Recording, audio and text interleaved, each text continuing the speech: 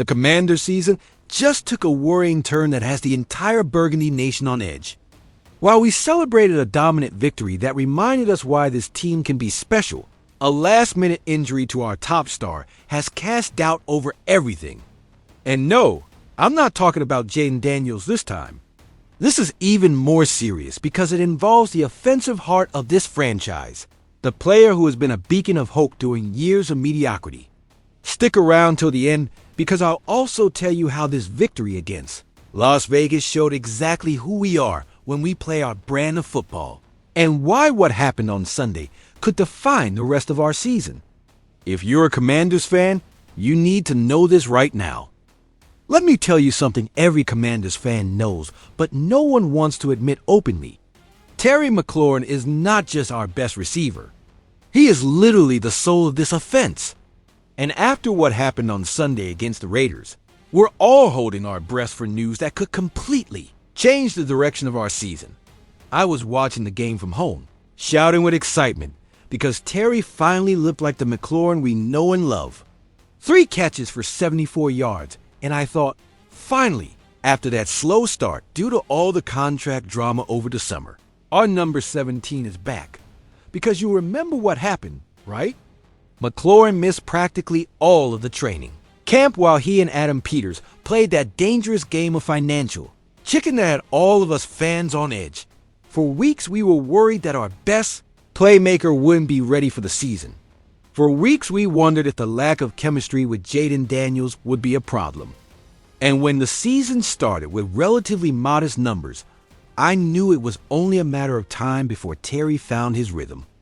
On Sunday, it seemed like we were finally seeing the synchronization we had long waited for. But then, in the fourth quarter, when the game was practically won, I saw him limp off the field. My heart sank because I immediately knew something was wrong. Terry McLaurin doesn't leave games for nothing. This is a player who has played injured, who has played in pain, who has been the ultimate competitor his entire career. Quad injury. Those 2 words that no Commanders fan wanted to hear. Because you know what this means, right? We already have Jaden Daniels out with his injured knee, an injury that has worried us since it happened.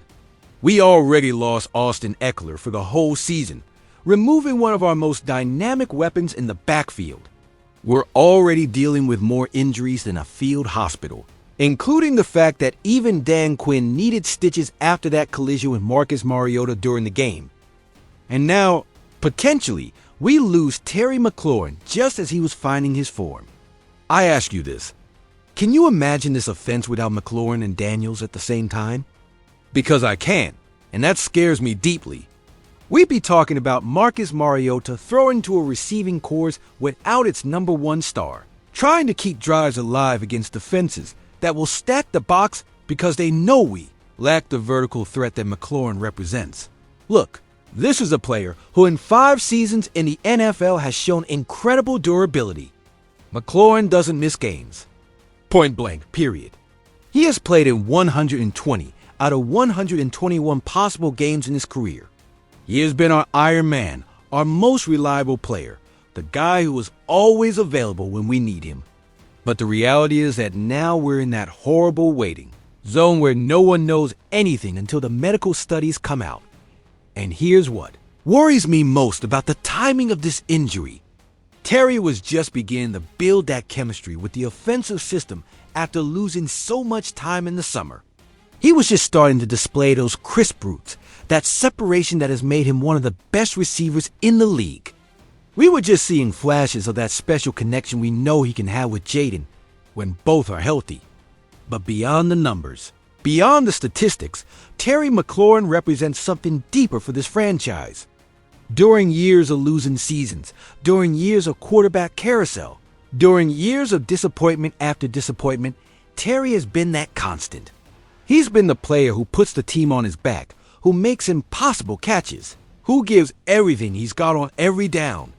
I believe Dan Quinn made the right decision not to risk Terry when the game was already decided. But now I say this, if McLaurin can't play Sunday against Atlanta, we're looking at a scenario that could completely ruin our playoff aspirations. Because no matter how well Marcus Mariota played, no matter how impressive our ground game was. This offense needs Terry McLaurin like fish need water dot. And here's the cruel irony of it all.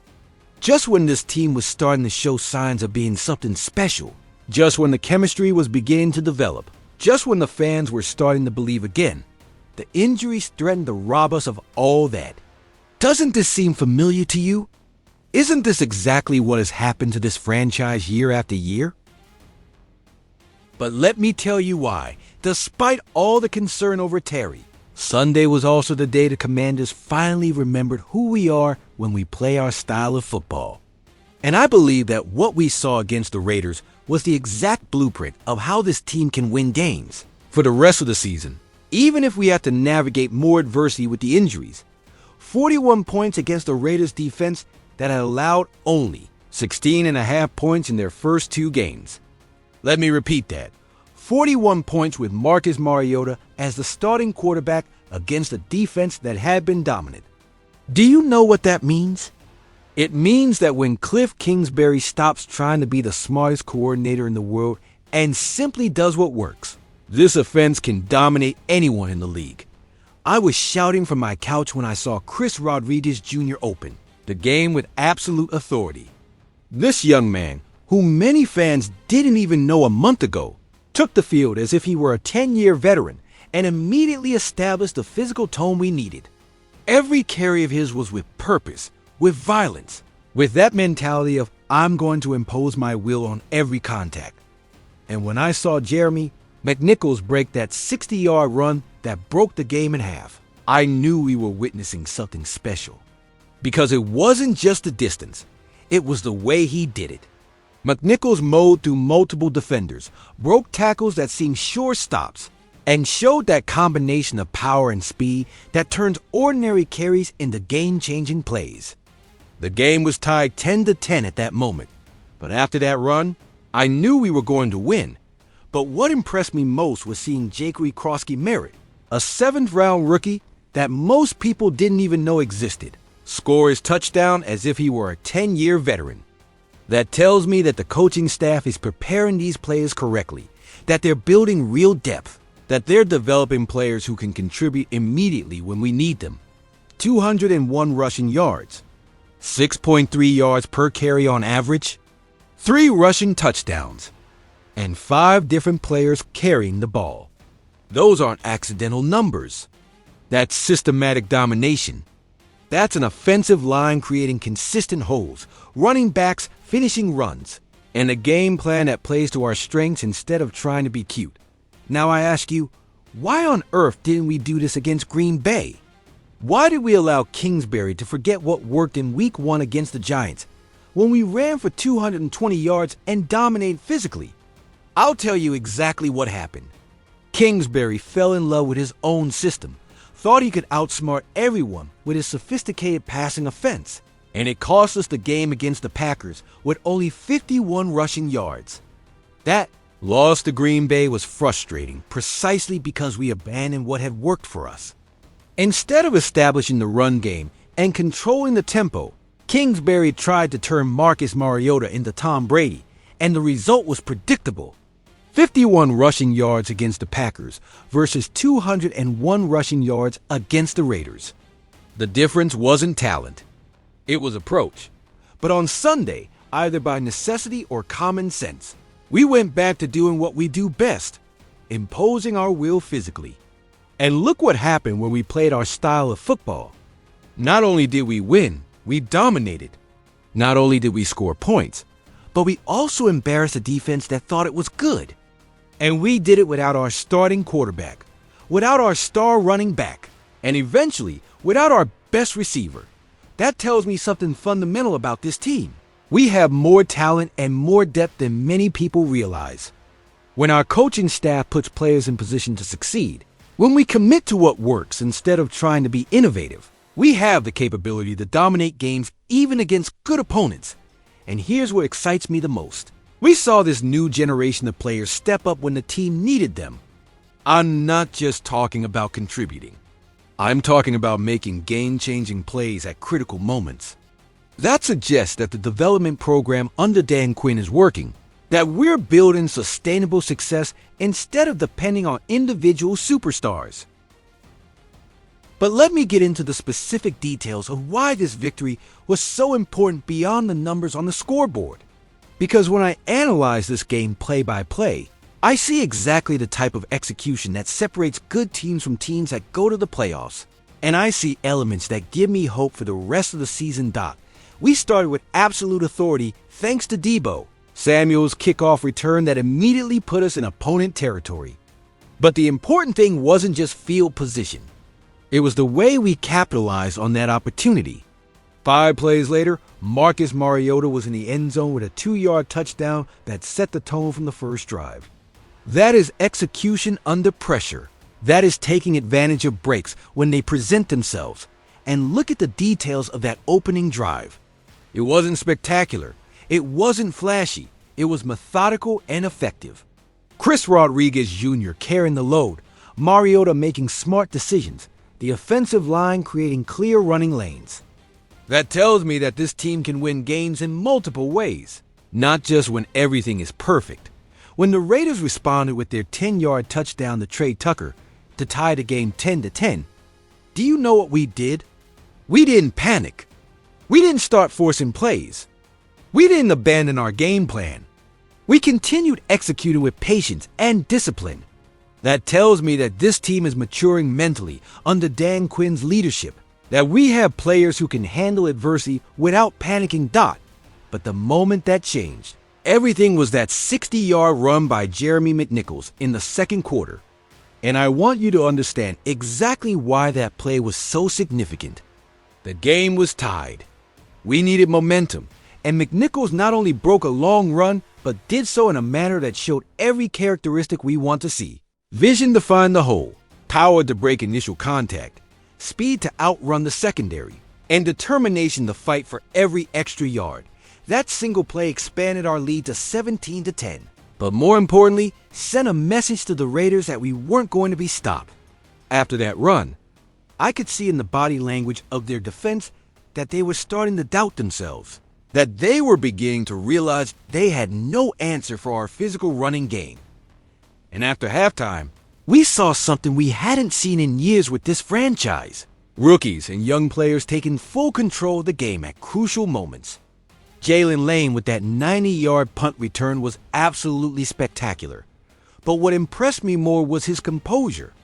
This young man, a 4th-round pick from Virginia Tech, caught that punt with Raiders players running full speed at him, made one cut, and then showed elite speed and field vision to take it all the way, 90 yards. Let me put that in perspective for you. That's longer than a football field from goal line to goal line. That requires not just speed, but also intelligence to read blocks, balance to avoid tackles, and stamina to maintain top speed for the entire distance. And Lane made all that look effortless. Then we had Jaquarii Crosky-Merritt punching it in from the 1-yard line. Now, power runs from short yardage might not look glamorous, but they are absolutely crucial to winning games. Those are the plays that separate good teams from great teams because they show you have the physicality and determination to impose your will when everybody knows what's coming. Even when the Raiders tried to make things interesting, with 2 more touchdowns from Tucker, we had the perfect answer. Mariota finding Luke McCaffrey on that 43-yard connection that sealed the victory and showed that we have legitimate depth in our receiving. Course beyond Terry McLaurin. That play was perfectly executed. Great protection from the offensive line, precise route running from McCaffrey, and accurate delivery from Mariota under pressure. But here's what really impresses me when I review this game. We maintained our composure throughout the contest. We didn't have costly penalties at crucial moments that have plagued this franchise for years. We didn't have turnovers that gave the Raiders momentum. We didn't have mental mistakes, blown assignments, or lack of focus that have characterized Commanders' teams of the past. That's coaching, my people. That's Dan Quinn instilling a culture of discipline and execution that goes beyond individual talent. That's having players who understand their assignments, who trust their teammates, and who execute under pressure without making crucial mistakes. Look, Commanders Nation, I'm going to be completely honest with you. This week is going to be crucial for the future of our season. The medical results of Terry McLaurin will determine whether we're looking at a playoff season or a development season. But what gives me hope is that we saw on Sunday that this team has character, has depth, and has coaching that can adapt when circumstances change. Do you believe Terry will be ready for Atlanta? Do you think Kingsbury will maintain this commitment to the running game? Do you feel this team finally has the winning mentality we've been waiting for decades? If this analysis was helpful, give it a like and subscribe because we are the voice of the Burgundy Nation. Hail to the Redskins!